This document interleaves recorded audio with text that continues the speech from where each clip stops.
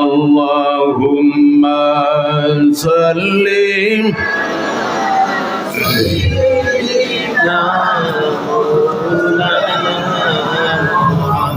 وعلى آل سيدنا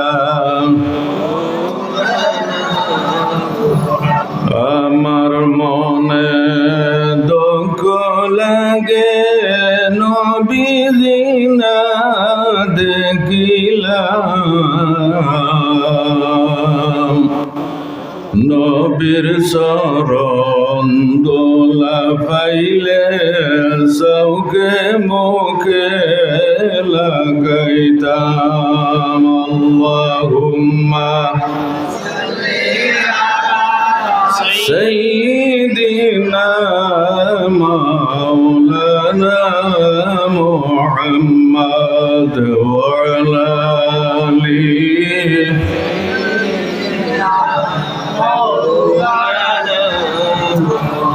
নবী আমার নয়ন মনি, নবী আমার জানের জান,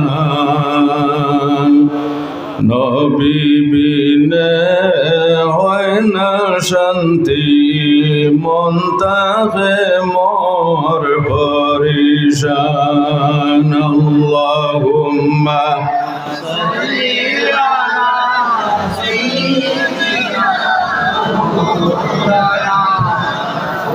وعلى آل سيدنا درشبنا اللهم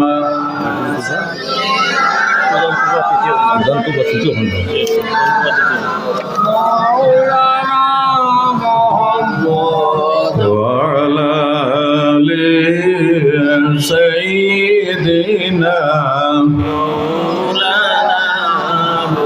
সাদা কাফন পরাইয়া আমায় রাখিয়া আইবা কবরে,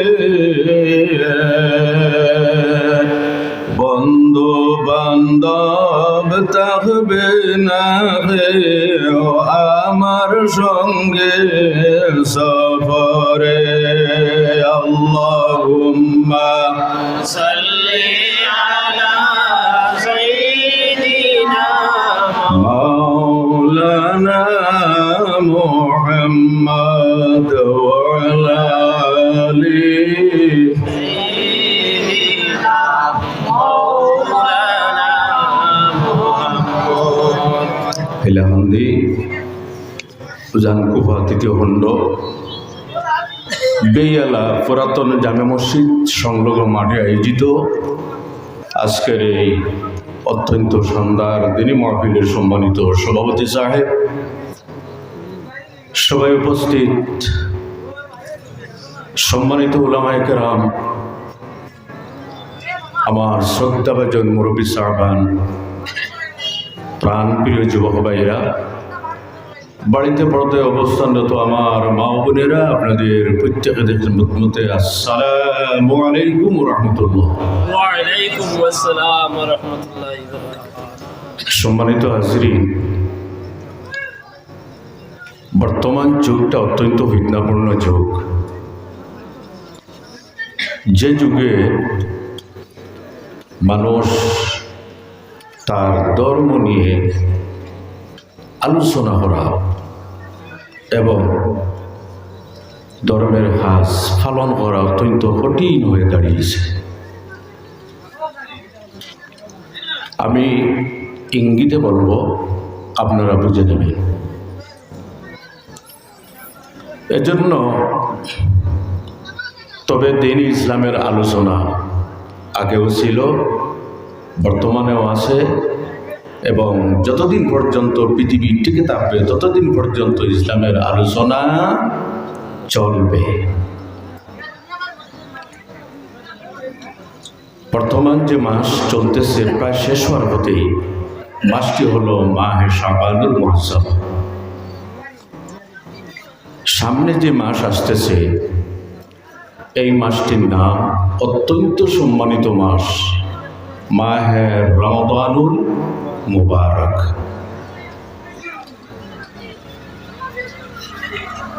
মাহে রমজানুল মুবারক এমন একটি মাস যারা রোজাদার,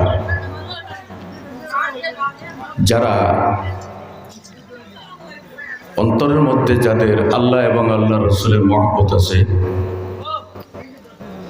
তারা কিন্তু রমজান মাসকে স্বাগত জানায়। আর যারা দিনে ইফতারহারি আছে, আপনাদের এখানে দিনে ইফতারহারি অনেক জায়গায় আছে, এজন্য বলছি। তবে আমি আপনাদের এলাকার কোনো বদনাম করতেছি না।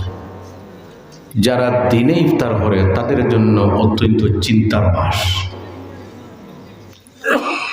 যাই হোক, এই যে রোজা নতুন কোনো আমল নয়। এই রোজা হযরত আদম আলাইহিস সালাম থেকে আরম্ভ হয়েছে। প্রত্যেক নবীগণের যুগে আল্লাহর পক্ষ থেকে রোজা রাখার নির্দেশ ছিল, তবে হয়তো সংখ্যায় কম ছিল। আর আখির জামানার নবী হুজুর নূর সাল্লাল্লাহু আলাইহি ওয়াসাল্লামের জন্য আল্লাহ সুবহানাহু ওয়া তাআলা পুরা 1 মাস রোজা দান করেছেন। সব বলেন আলহামদুলিল্লাহ। এই রমজান মাস হওয়াতে আমরা খুশি না বেজার? আলহামদুলিল্লাহ। হযরত আদম আলাইহিস সালাম রহস্যজনক একটা ভুল করেছিলেন যখন জান্নাতে ছিলেন। কি রহস্যজনক ভুল করেছিলেন? নিষিদ্ধ একটা ফল ভক্ষণ করেছিলেন। আল্লাহ নিষেধ করে দিয়েছিলেন, হে আদম, আমার বাসা বুঝতে কোনো অসুবিধা হইতেছে? হে আদম, জান্নাতে থাকো, কিন্তু ওই যে জান্নাতি যে গাছ আছে, ওই গাছের ফলটা ভক্ষণ করিও না। এই ফলটা ছিল তাদের জন্য নিষিদ্ধ। কি ধরনের নিষিদ্ধ আপনাদের কাছে বলার কোনো প্রয়োজন নেই। মনে করো নিষিদ্ধ গাছ। কিন্তু হযরত আদম আলাইহিস সালাম এত বুলা বালা একজন নবী ছিলেন। তিনি এবং ওনার স্ত্রী হযরতে হাওয়া আলাইহিস সালাম 10 জন এই নিষিদ্ধ ফল ভক্ষণ করে ফেলে, যার জন্য আল্লাহ সুবহানাহু ওয়া তাআলা বলেন, হে আদম, এখন আর এই জান্নাতে তাহার আপনাদের স্থান নয়, দুনিয়াতে যাইতে লাগবে। দুনিয়াতে যখন আসলেন, আসার পরে একজন আমাদের এক সময় কিন্তু ভারতের একটা অংশ ছিল, শ্রীলঙ্কার শরণদ্বীপ নামক স্থানে আল্লাহ অবতরণ করেন আদম আলাইহিস সালামকে। আর হযরত হাওয়া আলাইহিস সালামকে আল্লাহ অবতরণ করান আরবের জিদ্দায়। কোন জায়গায়? জিদ্দায়। এই জিদ্দার জাদ্দাতুন থেকে, জাদ্দাতুন শব্দের অর্থ হলো দাদি।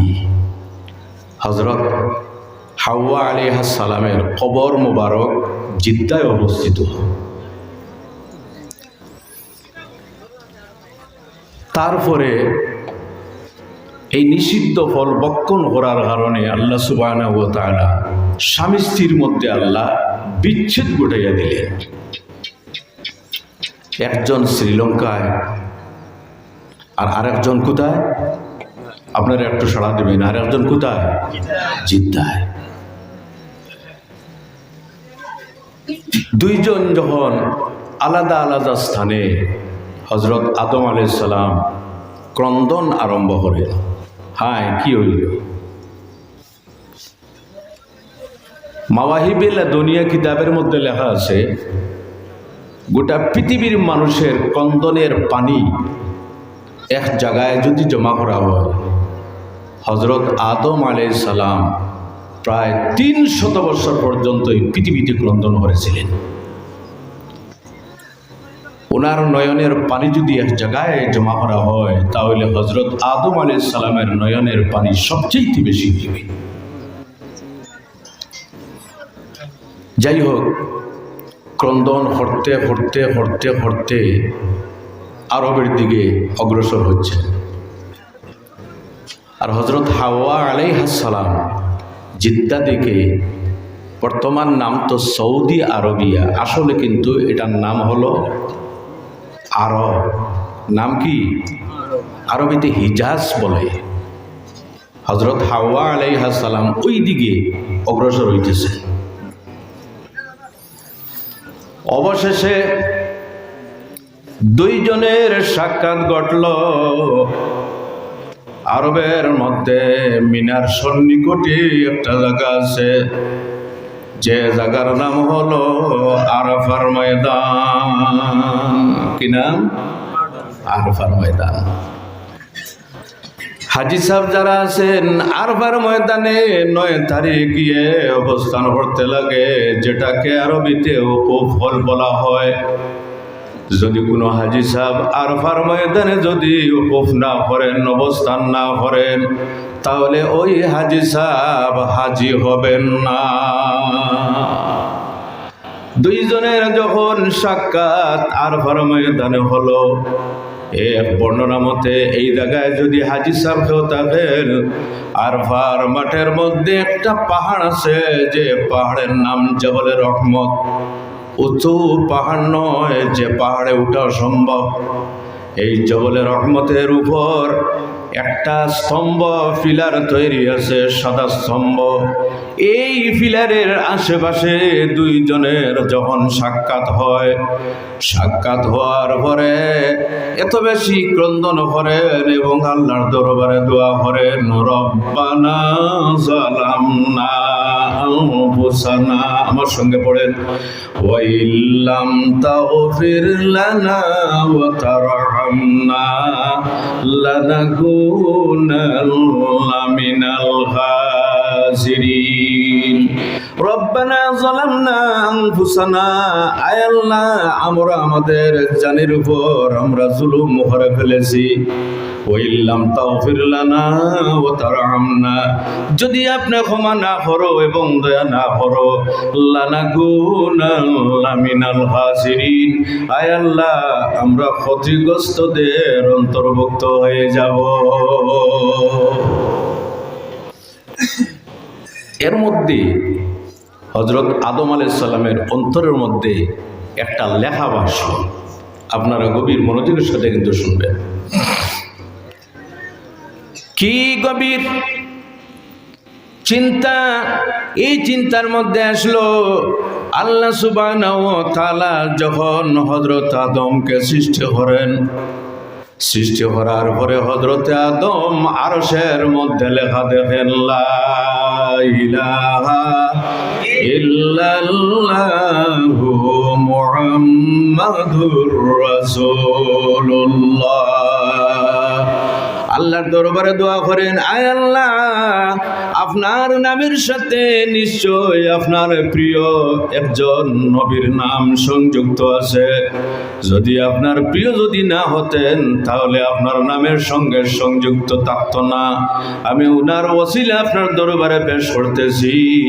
আয় আল্লাহ, আমাদের ভুলগুলি মাফ করে আপনি মওলা আমাদের উপর রাজি এবং খুশি হয়ে যাও।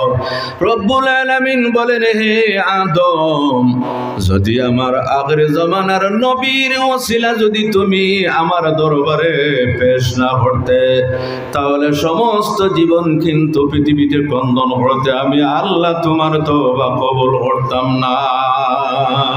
সুবহানাল্লাহ করে বলে। এজন্য আমার ভাইয়েরা, ওসিলা পেশ করি আল্লাহর দরবারে দোয়া করা জায়েজ আছে, কোনো অসুবিধা নেই। আপনি আম্বিয়া কেরামগণের ওসিলা আল্লাহর দরবারে পেশ করতে পারেন। আউলিয়া কেরাম প্রকৃত যারা, তাদের ওসিলা আল্লাহর দরবারে পেশ করতে পারেন। কোরআন শরীফের ওসিলা পেশ করতে পারেন। আল্লাহর ঘর কাবা শরীফের ওসিলা পেশ করতে পারেন, যত বরকতময় মসজিদগুলি আছে সেই মসজিদগুলির ওসিলা আল্লাহর দরবারে পেশ করতে পারেন, এইভাবে বরকতময় জায়গাগুলির ওসিলা আল্লাহর দরবারে পেশ করতে পারেন। কেননা ওসিলার মাধ্যমে মানুষ আল্লাহ পর্যন্ত পৌঁছে যায়। সুবহানাল্লাহ জুড়ে বলবেন। এজন্য তিনি আল্লাহর রসুলের ওসিলা পেশ করে দোয়া করেছিলেন, আল্লাহ দোয়া কবুল করেনি। তবে এখন আমি আমার পয়েন্টে আসতেছি। আল্লাহ বলেন, হে আদম,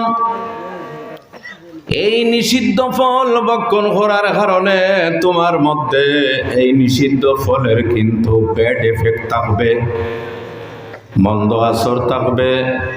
এই আসরগুলি দূর করার প্রয়োজন রয়েছে। আল্লাহর কাছে দোয়া করেন, যায় আল্লাহ, এই যে নিষিদ্ধ ফল ভক্ষণ করার যে ব্যাড এফেক্ট আমার শরীরের মধ্যে আছে, এগুলি দূর করার পদ্ধতি কি? আল্লাহ সুবহানাহু ওয়া তাআলা বলেন, হে আদম, প্রত্যেক চন্দ্র মাসের 3 দিন তুমি কিন্তু রোজা রাখতে লাগবে। 13, 14 এবং 15 তারিখ, এই 3 দিন কি রাখতে লাগবে? জোরে বলেন, কি রাখতে লাগবে? রোজা। প্রত্যেক চন্দ্র মাসে 13, 14, 15 এই 3 তারিখে রোজা রাখা হযরত আদম আলাইহিস সালামের শরীয়তে ফরজ ছিল। তাই বোঝা যায় রোজা কোনো নতুন জিনিস নয়, রোজা আগে থেকে চলে আসতেছে। আয় আল্লাহ, রোজা রাখার ফলে কি হবে? রোজা রাখার ফলে তোমার লিভার যখন খালি থাকবে তখন তোমার লিভারের ভিতরে এই নিষিদ্ধ ফলের এফেক্ট যেটা পৌঁছেছে, সেই এফেক্টটা আমি আল্লাহ রোজার মাধ্যমে দূর করে দেব। এটাকে বলে আইয়ামে বীদ। আইয়ামে বীদ রোজা ফরজ ছিল।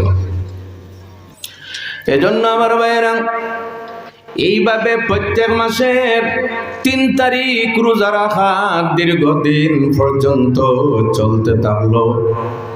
তারপরে হযরত নূহ আলাইহিস সালামের যুগ আসলো।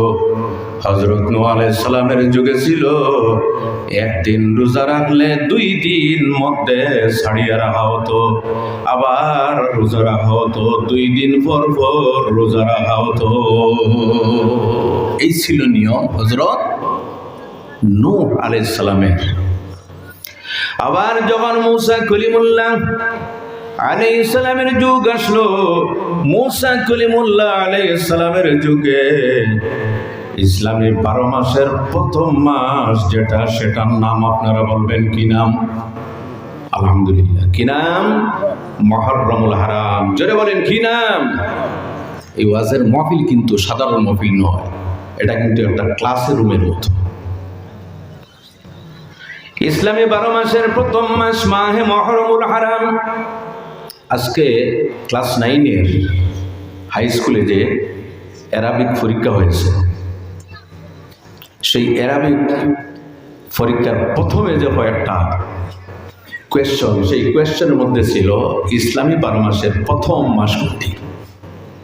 কোন মাস বলেন তো আপনারা? জোরে বলেন, মুহররমের মাস। হযরত মুসা কলিমুল্লাহ এবং ওনার উম্মতের জন্য মুহররমের 10 তারিখ রোজা রাখা ফরজ ছিল। কেননা এই মুহররমের 10 তারিখ পৃথিবীর ইতিহাসের মধ্যে অনেক গুরুত্বের অধিকার রাখে। আমি ওই দিকে যাচ্ছি না। আল্লাহর হাবিব আলাইহিস সালাম যখন মদিনা শরীফ হিজরত করে গেলেন, যাওয়ার পরে মদিনার ইহুদি সম্প্রদায় যারা, তাদেরকে দেখতে পেলেন মুহররমের 10 তারিখ রোজা রাখে। আল্লাহর হাবিব জিজ্ঞাসা করেন, হে মদিনার ইহুদিরা, তোমরা মুহররমের 10 তারিখ কোন কারণে রোজা রাখো? তারা উত্তর দিলেন, ফি ইয়াউমুন সালিহুন, হাযা ইয়াউমুন সালিহুন, ফীহি নাজ্জাল্লাহু মূসা মিন ফিরআউন।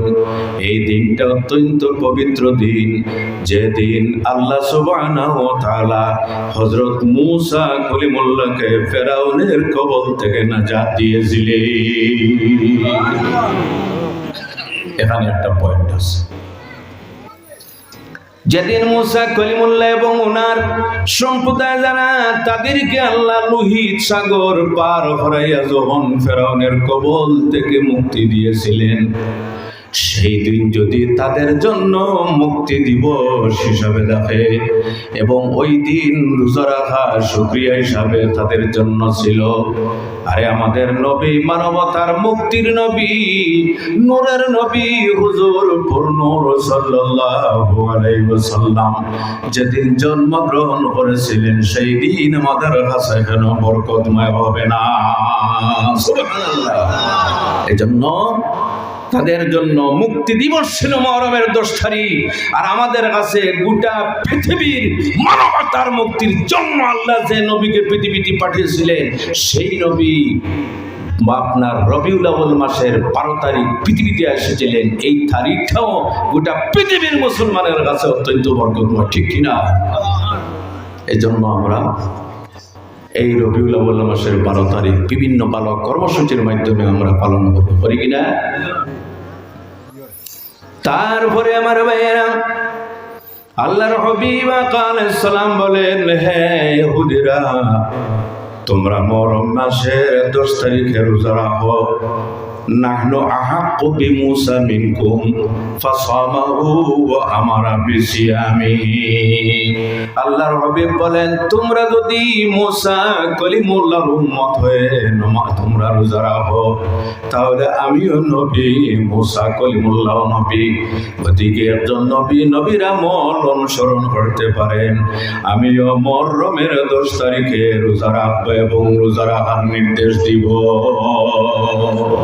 সেই দিন থেকে নবীজি মুহররমের 10 তারিখ রোজা রাখার নির্দেশ দিয়েছেন। ফাসামাহু ওয়া আমারা বিসিয়ামিহি, তিনিও রোজা রাখেন এবং রোজা রাখার নির্দেশ দেন। তবে মুসলমানেরা যখন মুহররমের 10 তারিখে রোজা রাখা আরম্ভ করলো, তখন ওই যে ইহুদি সম্প্রদায়, পৃথিবীর মধ্যে যদি কোনো কুচক্রী সম্প্রদায় থাকে তাহলে ইহুদি জাতি, এরা একে অন্যের সাথে বলতে আরম্ভ করলো, দেখছো মুসলমানেরা আমরাও রোজা রাখি, তারাও রোজা রাখে, এখন আমাদের ধর্মের মধ্যে আস্তে আস্তে আসতেছে। নাউজুবিল্লাহ। জি, আল্লাহর হাবিব যখন শুনলেন, শোনার পরে বললেন, হ্যাঁ মুসলমানেরা এক কাজ করিও, তারা তো একটা রোজা রাখে, আমি রাসূলুল্লাহ তাদের বিরুদ্ধাচরণের জন্য বলতেছি, তোমরা 2টা রোজা রাখিও। সুবহানাল্লাহ। একটার পরিবর্তে 2টা রাখিও। 9 তারিখ অথবা 9 তারিখ, 10 তারিখ অথবা 10 তারিখ, 11 তারিখে এই 2টা রোজা তোমরা রাখিও।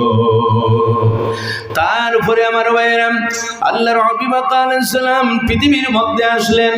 আসার পরে আল্লাহ সুবহানাহু ওয়া তাআলা বলেন, আল ইয়াউমা আকমালতু লাকুম দীনাকুম ওয়া আতমামতু আলাইকুম নি'মাতি ওয়া রাদিতু লাকুমুল ইসলাম দীনা। আমার হাবিব হুজুর নূর সাল্লাল্লাহু আলাইহি ওয়াসাল্লাম যত নবীগণ এই পৃথিবীতে যে ধর্মের প্রচার করেছেন, সেই ধর্মটি হলো ইসলাম। কিন্তু তাদের যুগে ইসলাম কিন্তু পরিপূর্ণ ছিল না। আমি আল্লাহ সুবহানাহু ওয়া তাআলা আপনার মাধ্যমে ইসলাম ধর্মকে আমি পরিপূর্ণ করে দিলাম। সুবহানাল্লাহ জোরে বলে। তাই ইসলাম ধর্ম এখন কমপ্লিট, পরিপূর্ণ। আল্লাহ সুবহানাহু ওয়া তাআলা দান করলেন নবীজিকে 1 মাসের রোজা। কত দিনের রোজা? 1 মাসের। বিভিন্ন আলোচনা আছে। 1 মাসের রোজা। কোন মাসে? মরম মাসে না সফর মাসে? জি, আপনারা বলেন, আমি কিন্তু ভুল বলবো, আপনারা সংশোধন করে বলতে লাগবে। কোন মাসে? তাহলে এই রোজা রমজান মাসে আল্লাহ কেন দান করলেন? প্রশ্ন আসতে পারে কিনা? আমার ভাইয়েরা, রমজান মাসে আল্লাহ রোজা দান করলেন কোন কারণে? রমজান মাস সেই মাস যে মাসের মধ্যে আগের যত ধর্মীয় গ্রন্থ অবতীর্ণ হয়েছিল, সমস্ত ধর্মীয় গ্রন্থ রমজান মাসের মধ্যে অবতীর্ণ হয়েছিল। আর আল্লাহ সুবহানাহু ওয়া তাআলা কোরআন শরীফে বলেন, আপনাদের প্রত্যেকের জানা আছে, যাদের জানা আছে আমার সঙ্গে তিলাওয়াত করিও, বিসমিল্লাহির রহমানির রহিম, ইন্না আনজালনাহু ফি লাইলাতিল কদর। আমার হাবিব, আমি কোরআনকে অবতীর্ণ করেছি লাইলাতুল কদরে। এই লাইলাতুল কদর কোন মাসে? আপনাদের তরফ থেকে শোনা যায় না কেন? কোন মাসে? রমজান মাসে। তাই বোঝা গেল রমজান মাসটা আল্লাহর কাছে মূল থেকেই সম্মানিত এবং মানিত। তাছাড়া আমার ভাইয়েরা, রমজান মাসের মধ্যে অনেক বৈশিষ্ট্য আছে। এই বৈশিষ্ট্যগুলির মধ্যে একটা বৈশিষ্ট্য হলো, অন্যান্য মাসের মধ্যে যদি একটা নফল ইবাদত করেন তাহলে একটা সওয়াব পাবেন, কিন্তু রমজান মাস উপস্থিতি হলে এই রমজান মাসের মধ্যে যদি কোনো মানুষ একটা নফল ইবাদত করে তাহলে আল্লাহ সুবহানাহু ওয়া তাআলা সেই ব্যক্তিকে একটা ফরজের সমতুল্য সওয়াব দান করে। রমজান মাসে একটা নফল ইবাদত করলে আল্লাহ অন্যান্য মাসের ফরজের সমতুল্য আল্লাহ সওয়াব দেন। ফর এক্সাম্পল, তসবিহ তাহলিল করেন তো? জি, যদি কোনো মানুষ রমজান মাসের মধ্যে মনে করুন সুবহানাল্লাহ একবার বলল, কোন তসবিহ বললাম বুঝার জন্য, যে কোনো তসবিহ করতে পারে, অথবা আল্লাহু আকবার। রমজান ছাড়া মাসে একবার বলল আল্লাহু আকবার, এই আল্লাহু আকবরের সওয়াব রমজান ছাড়া মাসে একটা সওয়াব পাইলেন। কিন্তু এই রমজান মাসের মধ্যে সুবহানাল্লাহ অথবা আল্লাহু আকবার একবার যদি বলেন, আল্লাহ সুবহানাহু ওয়া তাআলা ফরজ ইবাদত করলে যে সওয়াব পাওয়া যায়, এই সওয়াবের সওয়াব, এই পরিমাণ সওয়াব আল্লাহ তোমার নামায়ে আমলে লিখে দিবে। কি ফজিলত! তাছাড়া আমার ভাইয়েরা, যদি কোনো মানুষ রমজান মাসের মধ্যে একটা ফরজ ইবাদত আদায় করে, একটা ফরজ যদি আদায় করে, আল্লাহ সুবহানাহু ওয়া তাআলা রমজান শরীফের খাতিরে এই ফরজের সওয়াব 70 গুণ আল্লাহ বাড়িয়ে দেয়। 70 গুণ সওয়াবের সীমা আছে। জি, যদি যথাযথভাবে আমরা এই নিয়মগুলো যদি আমরা পালন করি তাহলে আমাদের সওয়াবের কোনো অভাব হইবে? যদি আওয়াজ দেন, সওয়াবের কোনো অভাব হইবে? কোনো অভাব হইবে না। কিন্তু আমরা তো এই দিকে যাইতেও চাই না। এজন্য আমার ভাইয়েরা, সোম কাকে বলে? উলামায়ে কেরাম উপস্থিত আছেন। এই রোজা আল্লাহ দিনে দিয়েছেন না রাত্রে দিয়েছেন? দিনে না রাত্রে? আপনারা যদি মনে মনে ভাববেন, হায় রে, যদি রাত্রে যদি রোজা হইতো তাহলে হতোই না আরাম, খাওয়ার পরে এক ঘুমে শেষ। জি, এক ঘুম রোজা শেষ।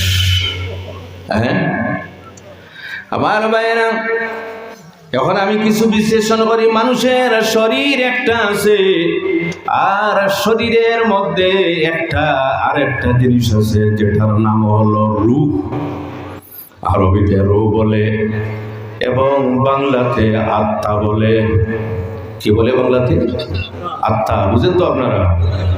মানুষের বাম পিস্তানের নিচে থাকে কলব, আর ডান পিস্তানের নিচে থাকে রূহ। এই রূহ যেটা আছে সেই রূহের জন্য খাদ্যের প্রয়োজন নেই। মানুষের শরীরের জন্য খাদ্যের প্রয়োজন। এখন যদি আমি প্রশ্ন করি, মানুষের জীবন খাদ্যের জন্য না খাদ্য মানুষের জীবনের জন্য? জি, আমি যদি প্রশ্ন করি মানুষের জীবন খাদ্যের জন্য না খাদ্য জীবনের জন্য, লজ্জিত হব না, কোনো অসুবিধা নেই। মানুষের জীবন কিন্তু খাদ্যের জন্য নয়, মানুষের জীবন বাঁচাইবার জন্য খাদ্য, ঠিক না? এজন্য আমার ভাইয়েরা, আল্লাহ সুবহানাহু ওয়া তাআলার ইচ্ছা হলো আমার বান্দাগণ 11 মাস পর্যন্ত তোমরা খাওয়া দাওয়া করলে, 11 মাস পর্যন্ত তোমরা খাদ্য গ্রহণ করে তোমাদের শরীরকে তোমরা শক্তিশালী বানিয়েছো। আমি আল্লাহ নির্দেশ দিতেছি